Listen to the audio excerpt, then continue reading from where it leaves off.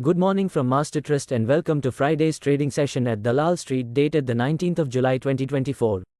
US Dow Jones fell 1.29%, settling the day at 40,665.02 while Nasdaq ended the session at 17,871.22, falling 0.70%.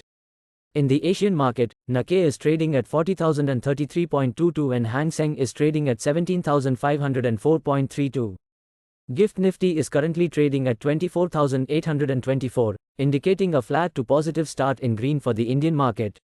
FII bought 5,483.63 crore in the cash market in the last trading session. Moody's affirms IndusInd Bank's ratings, upgrades baseline credit assessment with stable outlook. We allot 615 crore rupees of shares to Nokia, Ericsson via preferential issue. Adani Ports gets a rating upgrade from ICRA.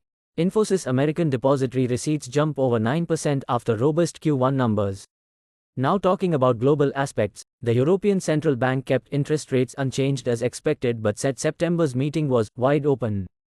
The number of people claiming unemployment benefits in the US rose by 10,000 to 243,000, reaching a new weekly high, surpassing market expectations of 230,000.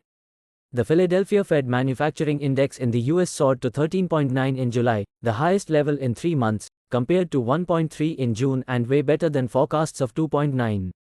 WTI dropped 0.04% to $82.82 a barrel while Brent fell 0.04% to $85.211 a barrel. The dollar index is trading at 103.99. The US 10-year Treasury yield is at 4.20%, up. Here is a recap of Thursday's trading session. Indian benchmark indices, Sensex and Nifty, rebounded from initial declines to reach record highs of 81,522.55 and 24,829.35, respectively, driven by the outperformance of IT stocks. The key index, Sensex, surged over 600 points to close above the 81,000 mark at 81,343.46, while the Nifty settled at 24,800.85. Overall sectoral performance remained positive, except for the media sector, which experienced notable losses, followed by the metal and realty sectors, which ended the session in negative territory. Outlook for the day: the Nifty index has demonstrated a robust breakout from a resistance zone of 24,800, indicating a potential bullish trend toward 25,000.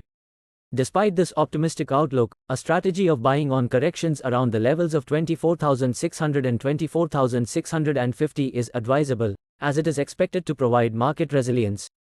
Bank Nifty is exhibiting consolidation within a broader range of 52,000 to 53,000, with firm support levels established at 52,150.